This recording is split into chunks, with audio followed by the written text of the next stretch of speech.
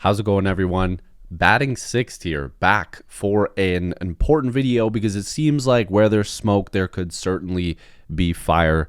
There is a lot to talk about when it comes to Kyle Tucker. So if you guys are new here and you love Blue Jays talk, you love news, rumors, everything in between, make sure to subscribe. I'm trying to get to 400 or 500, even 1,000 subscribers.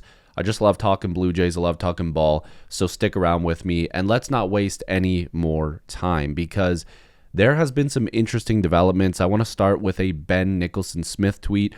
Significant development in the Kyle Tucker sweepstakes via Robert Murray. The Mets, Blue Jays, and Dodgers known to have interest, while Yankees and others may be lurking. And this is coming from Robert Murray, saying that the Mets have offered $50 million per season on a short-term contract to Kyle Tucker. Now, a lot of people are assuming that that's a 3-year deal, potentially a 4th year. Could there be an opt-out after one? We will discuss that in a little bit. But before I went to click record on this, I always check my Twitter one last time.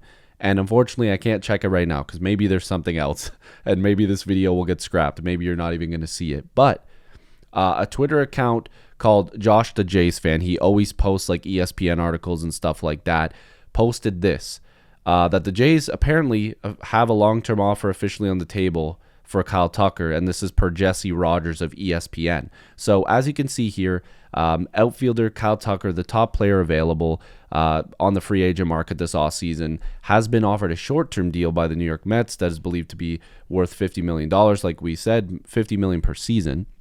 Tucker, who turns 29 on Saturday, continues to field offers after he declined a $22.25 million qualifying offer by the Chicago Cubs following the season. Sources told ESPN that the Toronto Blue Jays have also made a long-term offer to Tucker, who is one of the best left-handed hitters in the league. Now, interesting enough, there's a tweet on the side here that kind of aligns with what I'm thinking.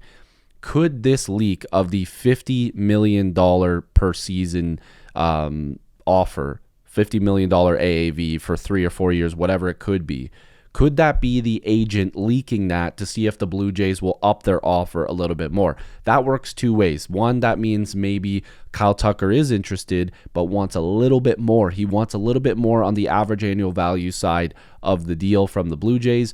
Or it's like, hey, this is the money we're being offered. This is the last call. We might take this now because this is a lot of money. And again, it all depends on what the years are, in my opinion. Because if it's 2 or 3 years, then okay, like a longer term deal can kind of blow that out of the water, in my opinion. People might disagree with that, but if it's like 4 years, that we're talking, $200 million on a 4-year deal. And if there's opt-outs, let's say he goes out there and has like an MVP caliber season where he's top 5 in MVP voting or top 3, whatever, or just puts up a really solid year and the agent goes, you could get a lot more in free agency now, and there's opt-outs, that makes sense. But what a lot of other people need to understand too is that Kyle Tucker is not like old. Like, let's say if he's about to turn 29, if this guy basically turns around in 2 or 3 years after, if it's a 3-year contract, he can go back into the open market and still get a ton of money, and he'll only be like, 32 years old?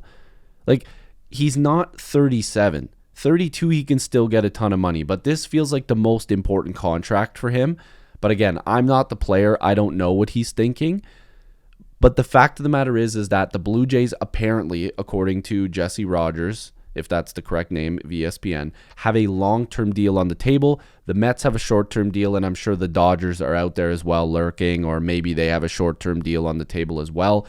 But it seems like this is picking up, and a deal could happen at any moment. It could be happening right now. But I want to stress that he could do what Bregman did, and Ken Rosenthal talked about that actually. If you guys are wanting to watch a video, I just watched it again, but it was a video from Foul Territory. I can't play this or else I'll probably get copyright strike, but Will Salmon was the guy that reported that there could be a 3-year deal in this, $120 to $140 million range, but it seems like it could be a little bit more. But they're saying that the market not be what they thought. And Ken Rosenthal brings up the fact that he doesn't know if the Blue Jays are offering long-term and if that's what Kyle Tucker's interested in. He doesn't know if the Dodgers are going to, offer something similar.